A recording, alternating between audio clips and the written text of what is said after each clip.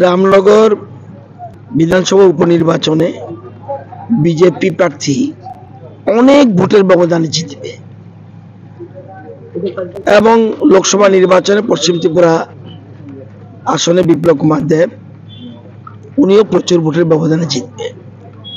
আমার ব্যক্তিগত অভিজ্ঞতা এবং রাজনৈতিক অভিজ্ঞতা আমি বলতে পারি,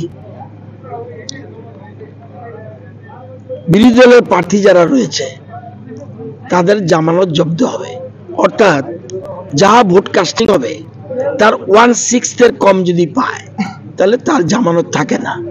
রতন দাসের জামানত থাকতে পারে না। উনি এমন কোনো ভালো কাজ অতীতে করেনি যে জন্য মানুষ ওনাকে ভোট দেয়। আর রামনগরের ভোটারদের আমি চিনি, তাদের মন মানসিকতা চিনি।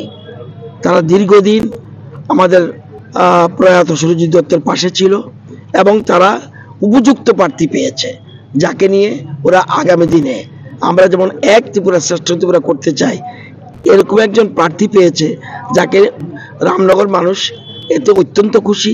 বিভিন্ন স্তরে আমাদের আলোচনা হয়েছে এবং ওনার প্রয়াত সোনুদার স্ত্রীও আমাদের দীপক মজুমদারকে সমর্থন করেছে এবং উনি বক্তব্য রেখেছেন।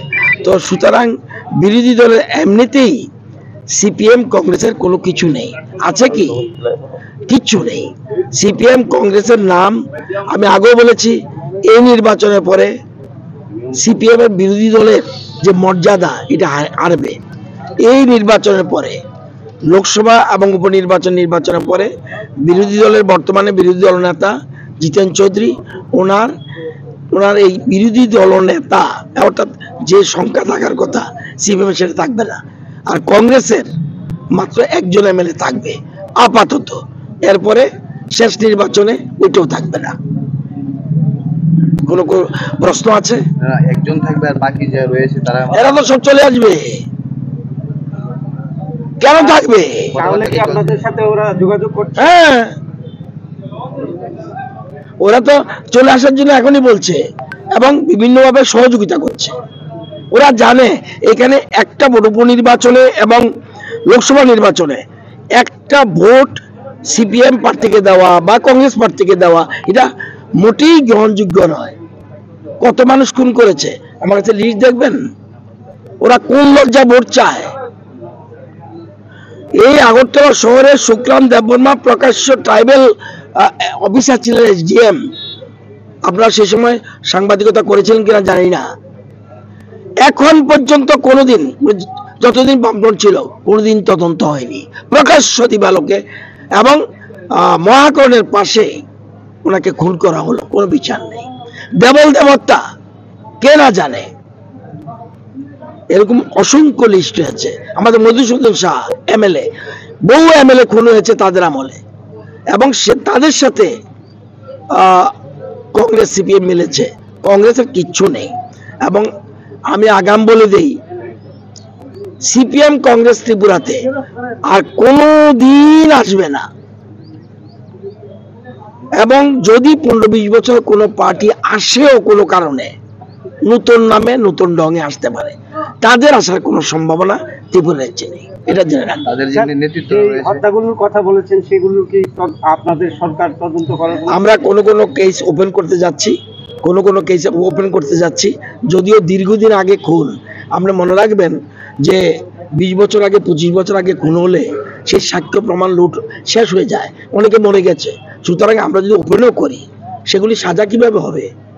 আমি যদি তদন্তের আমি সাক্ষী পাবো কোথায়? এটা অনেক আগে এবং সাক্ষ্য প্রমাণ সব লোপাট করে গেছে, প্ল্যান করে লোপাট করে গেছে। বিমল সিনহা হত্যা মামলা সব প্ল্যান করে লোপাট করে গেছে। যতগুলি দেখবেন তাদের আমলে সব রাজনৈতিক হত্যা। আমাদের আমলে কোনো রাজনৈতিক হত্যা হয়নি। এবং বিজেপি এত মহানুভব যে বিজেপি যত অতীতে যত রাজনৈতিক হত্যা হয়েছে সেগুলি তারা যেন সুবিচার পায়, সেজন্য তাদের পরিবারে একটা যেন চাকরি দেওয়া যায় এভাবে চিন্তা করেছে। এবং এর মধ্যে 7 থেকে 9 জনের মতো চাকরি হয়ে গেছে। এবং সে সময় কিন্তু বিজেপি লোক ছিল না, ওরা কংগ্রেস ছিল। তাদের পরিবারে কিন্তু আমরা সাহায্য করেছি এবং পরিবারে চাকরি হয়েছে। সুতরাং বিজেপি এক ব্যতিক্রমী পার্টি, রাষ্ট্রবাদে বিশ্বাসী। আর কোনো ভারতবর্ষে এখন কোনো রাজনৈতিক দল নাই। সবাই কাকে জিজ্ঞেস করবেন ভোট কাকে দেবেন, জিজ্ঞেস করবেন কাকে ভোট, জিজ্ঞাসা করবেন নিজের বাড়ির ছেলে মেয়েরা যারা স্কুল কলেজে পড়ে তাদেরকে জিজ্ঞাসা করবেন ভোট কাকে দেবেন, ছেলে উত্তর দেবে মোদিকে দেবে। মা বাবা জিজ্ঞাসা করবে ছেলেকে মেয়েকে, যে জিজ্ঞাসা করবে কাকে ভোট দেওয়া, বলবে মোদিকে। আজকে সেই জন্যই এই দীপক মজুমদার এবং বিপুল ভোটের ব্যবধানে রামনগর উপনির্বাচনে জয়ী হতে যাচ্ছে, এটা সময়ের অপেক্ষা মাত্র। দেখুন, ত্রিপুরা রাজ্য আলাদা করে বলার কিছু নেই।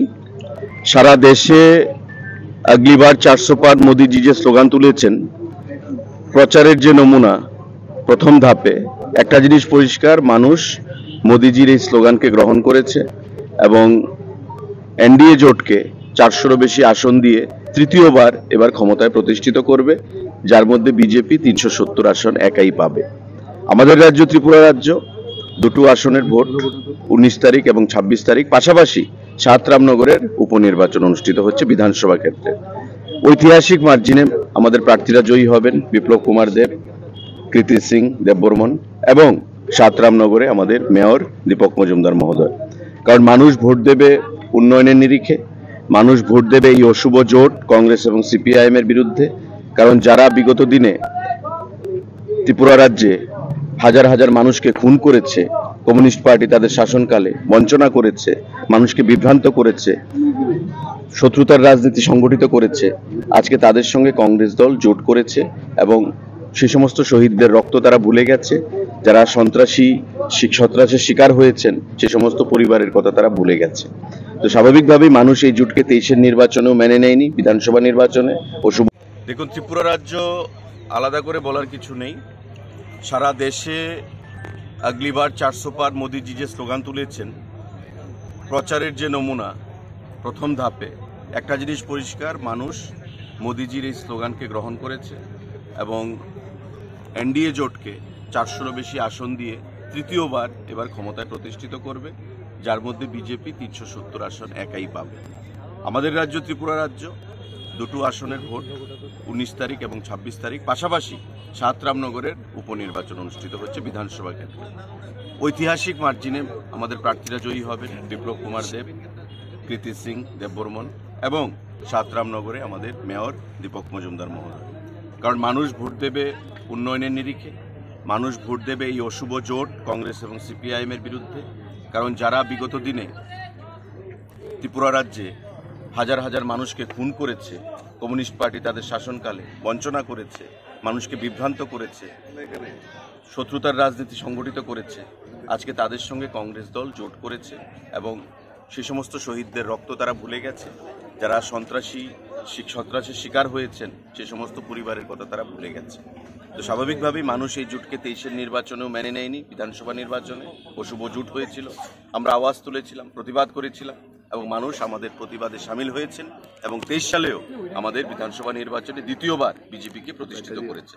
এবারও এই অশুভ জোটের বিরুদ্ধে আমরা সোচ্চার হয়েছি এবং সারা রাজ্যে একটাই স্লোগান উঠেছে যে অশুভ জোটের কোনো এজেন্ডা নেই, ইন্ডিয়া জোটের কোনো এজেন্ডা নেই। তাদের যেটা বলা হয় যে একটা aimless ship without a rudder, destination নেই, গন্তব্যস্থল নেই এই জোটে। একটাই লক্ষ্য, মোদিজিকে হারাতে হবে। এটা কোনো জোটের এজেন্ডা হতে পারে না। সুতরাং এবারকার নির্বাচনে বিগত দিনের সমস্ত রেকর্ডকে ম্লান করে দিয়ে নতুন রেকর্ড তৈরি হবে, ইতিহাস তৈরি হবে পশ্চিম এবং পূর্ব আসনে। এবং আমাদের যে উপনির্বাচন 7 রামনগর আসনে, সেখানে দীপক মজুমদার সাহেব একটা ঐতিহাসিক ভোটে জয়ী হবেন এবং প্রয়াত সুরজিৎ দত্তর যে স্বপ্ন ছিল রামনগরকে নিয়ে, সেই রামনগরের কাজ, উন্নয়নের কাজ ত্বরান্বিত হবে।